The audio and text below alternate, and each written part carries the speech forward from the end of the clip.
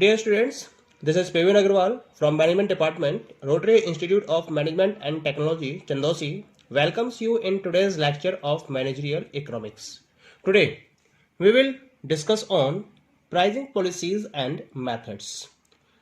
Under this topic, we will study different type of pricing policies and different type of pricing methods that are generally adopted by different firms in the market.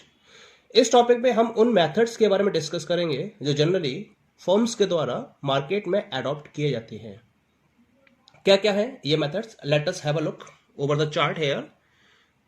Here in the chart you are looking that I have categorized the pricing methods on 4 bases.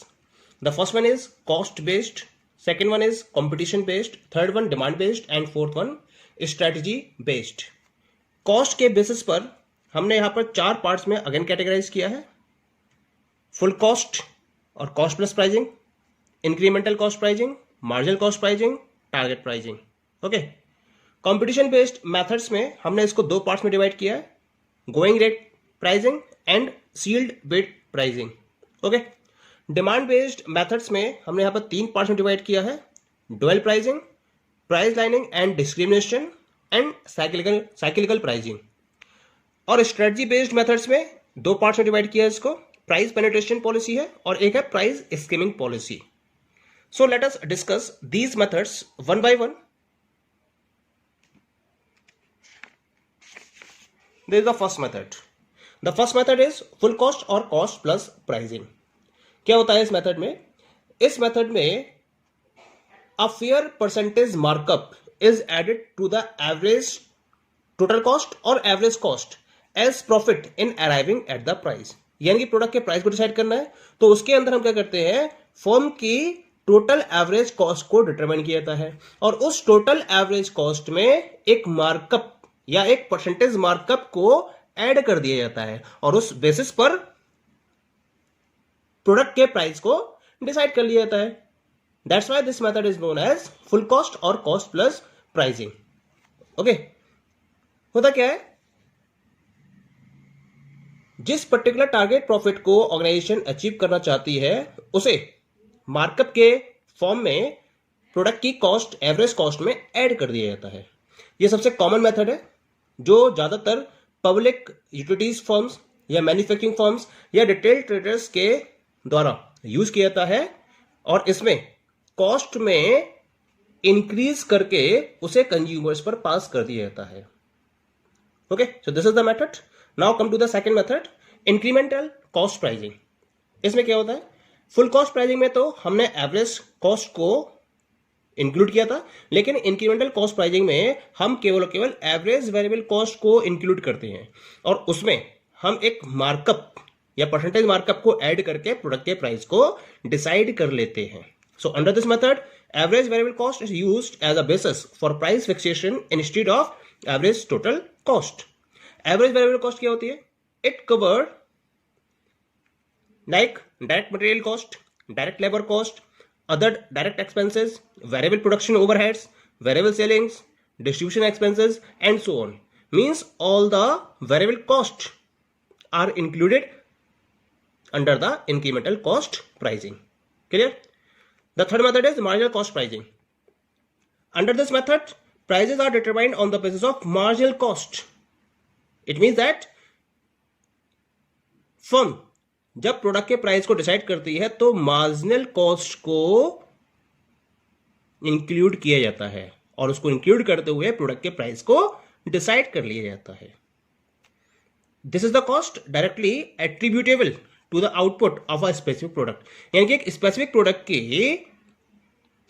जो total output है उस total output में जो directly cost attribute करती है उस cost को include करते हुए प्रोडक्ट के प्राइस को डिसाइड कर लिया जाता है. Next one is target pricing method. Target pricing क्या होता है? फुल कॉस्ट का ही ये एक रिफाइंड वर्जन है. फुल कॉस्ट प्राइसिंग में हम एक परसेंटेज मार्कअप को ऐड करते हैं एवरेज कॉस्ट में और उसके बेसिस पर प्रोडक्ट के प्राइस को डिसाइड कर लेते हैं. टारगेट प्राइसिंग में क्या होता है? Target pricing considers the derived reasonable rate of return on initial investment made by the firm in setting the markup, यानी कि जो मार्कअप डिसाइड किया जाता है उसमें ऑर्गेनाइजेशन क्या करती है, जो भी इनिशियल इन्वेस्टमेंट उसने फॉलो किया है प्रोडक्शन को स्टार्ट करते समय, उस पर वो एक particular reasonable rate of return को डिटरमाइन करती है और उस रीजनेबल रेट ऑफ रिटर्न को एक मार्कअप मानते हुए प्रोडक्ट की एवरेज कॉस्ट में ऐड करके प्राइसिंग को डिसाइड कर लेती है। Okay, now come to the next one, this is the going rate pricing. क्या है मेथड, जैसा कि नाम से ही अपीयर हो रहा है, गोइंग रेट, यानी कि जो रेट मार्केट में चल रहा होता है। It means that the firm adjust its own policy to the general pricing structure in the industry, यानी कि जब फर्म मार्केट में एंटर करती है तो वो उसी पर्टिकुलर प्राइस को एक्सेप्ट कर लेती है जिस प्राइस पर बाकी फर्म्स अपने प्रोडक्ट को सेल कर रही होती हैं। इससे क्या होता है, वो मार्केट में रिस्क को अवॉइड कर लेती है और इस रिस्क को अवॉइड करते हुए जो प्रिवेलिंग प्राइजेस होते हैं कंपेरेबल प्रोडक्ट्स के या जो कॉम्पिटिटर्स के प्रोडक्ट हैं उसके, उनके जो प्रिवेलिंग प्राइजेस है मार्केट में उसको फॉलो करते हुए अपने प्रोडक्ट को प्राइस को डिसाइड कर देती है। इसी वजह से हम इस पॉलिसी को गोइंग रेट प्राइसिंग पॉलिसी का नाम देते हैं। Okay, come to the next one. The next one is sealed bid pricing. Sealed bid pricing, जैसा कि आपने देखा होगा न्यूज़पेपर्स में कभी कभी क्या होती है कि डिफरेंट टाइप के कॉन्ट्रैक्ट्स गवर्नमेंट के द्वारा उनके रिगार्डिंग एक टेंडर नोटिस निकाला जाता है। उस टेंडर नोटिस में कोटेशंस को इनवाइट किया जाता है। कोटेशंस का मतलब क्या होता है कि जो भी डिफरेंट सेलर्स या बायर्स हैं जो उस पर्टिकुलर कॉन्ट्रैक्ट को हायर करना चाहते हैं या उस कॉन्ट्रैक्ट में इन्वेस्टमेंट करना चाहते हैं, उनसे कोटेशंस मांगी जाती हैं कि कितने प्राइस में वो उस पर्टिकुलर वर्क को कंप्लीट कर सकते हैं। फिर क्या होता है, जितनी भी कोटेशंस इकट्ठी होती हैं उनको कंपेयर किया जाता है और जो कोटेशन उस फर्म के पॉइंट ऑफ व्यू से मैक्सिमम प्रॉफिट प्रोवाइड करने वाली होती है, या फिर हम ये कह सकते हैं जो लीस्ट कॉस्ट में काम करने वाली बिड अवेलेबल होती है, उस बिड को या उस कोटेशन को सेलेक्ट कर लिया जाता है। ओके, इट मींस दैट और कॉन्ट्रैक्ट उस पर्टिकुलर पर्सन को या उस पर्टिकुलर फर्म को अवॉर्ड कर दिया जाता है। तो इसको हम बोलते हैं sealed bid pricing method. Let us have a look. Here the prospective sellers और buyers are asked to quote their prices through a sealed cover. All the offers are opened at a pre-announced time of a day in the presence of all bidders. मतलब जितने भी bidders होते हैं उनकी उपस्थिति में जो भी कोटेशंस दी गई होती हैं या जो भी उनके पास रिसीव की गई होती हैं, उन बिडर्स की उपस्थिति में उनको ओपन किया जाता है। The one who quotes the least is awarded the contract. और जो पर्टिकुलर बिडर सबसे कम कोटेशंस के साथ में अवेलेबल होता है उसको वो कॉन्ट्रैक्ट अवॉर्ड कर दिया जाता है। मोस्टली कंस्ट्रक्शन एक्टिविटीज और यूज्ड प्रोडक्ट्स के डिस्पोजिशन में इस मेथड का सबसे ज्यादा यूज किया जाता है। Clear? Now come to the next method, this is the dual pricing method. Dual pricing क्या होती है, यहां पर जो ऑर्गेनाइजेशन होती है वो अपने डबल प्राइजेस फिक्स करती है। दो तरीके के प्राइजेस फिक्स करती है। टू प्राइजेस आर फिक्स्ड, जो पहला प्राइस होता है या जो फिक्स प्राइस होता है that applies to part of the output and the remaining output is sold out at a price determined by free market forces. यानी कि एक पार्ट को तो वो फिक्स्ड प्राइस के अकॉर्डिंग डिसाइड कर देती है और दूसरा जो बचा हुआ पार्ट है उसका आउटपुट का, उसे वो फ्री मार्केट फोर्सेस के अकॉर्डिंग उसके प्राइस को डिटरमाइन करती है। मेनली इस ड्यूअल प्राइसिंग का ऑब्जेक्टिव होता है जो सोसाइटी का वीकर सेक्शन है उसकी मिनिमम नीड्स को कंप्लीट करना, while free market operates for the, और जो बाकी का बैलेंस अमाउंट होता है, जो बैलेंस आउटपुट होता है, वो फ्री मार्केट के अकॉर्डिंग ऑपरेट करता है और उससे फर्म्स अपनी अर्निंग को पॉसिबल करती है। जैसा कि आपने देखा होगा राशन की दुकानों पर गवर्नमेंट अवेलेबल कराती है तो some of the stock is available at the cheaper rate while the rest of the sugar is available in the free market at the higher rates. So this concept of pricing is known as the dual pricing. Now come to the next method. This is price lining and discrimination. क्या होता है इस method में?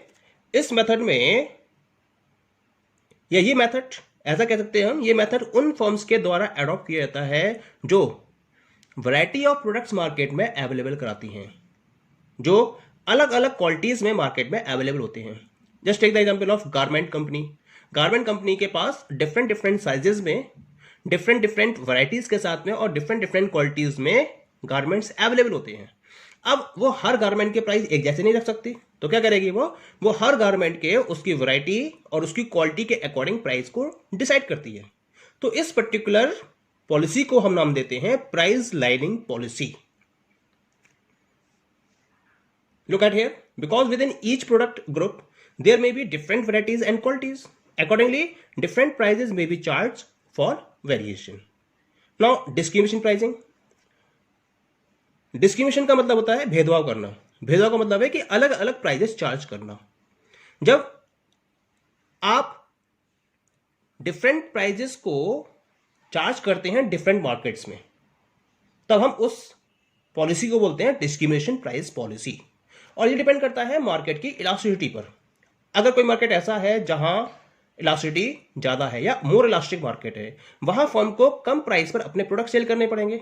लेकिन अगर market inelastic है तो वहां फर्म्स क्या कर सकती है, वहां फर्म ज़्यादा प्राइस पर अपने प्रोडक्ट को सेल कर सकती है। इसका मतलब डिफरेंट मार्केट्स में डिफरेंट प्राइजेस चार्ज किए जाते हैं। या दूसरी कंडीशन हो सकती है, इसे हम बोलते हैं पीक लोड प्राइसिंग। आपने देखा होगा कि जब सीजन ऑन होता है, यानी कि जब पीक पर होता है सीजन, तो उस केस में फर्म्स अपने प्रोडक्ट के हायर प्राइजेस को चार्ज करती हैं।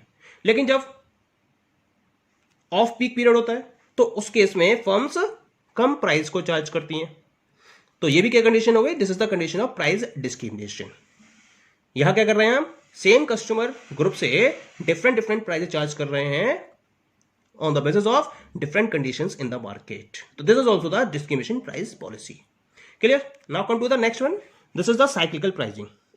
साइक्लिकल प्राइसिंग क्या होता है, क्योंकि जो बिजनेस है it is subject to fluctuations.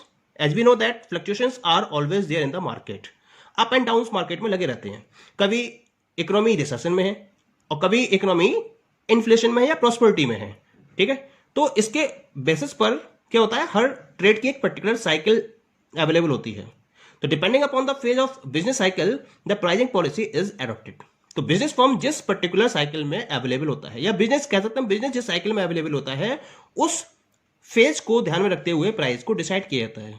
जैसे सपोज कर सकते हैं हम कि अगर इकोनॉमी रिसेशन में है तब क्या होगा, रिसेशन के अकॉर्डिंग फर्म्स अपने प्राइस कम रखेंगी या फिर हैवी डिस्काउंट्स प्रोवाइड करेंगे कस्टमर्स के लिए, जिससे कि उनके प्रोडक्ट की सेल मेंटेन हो सके।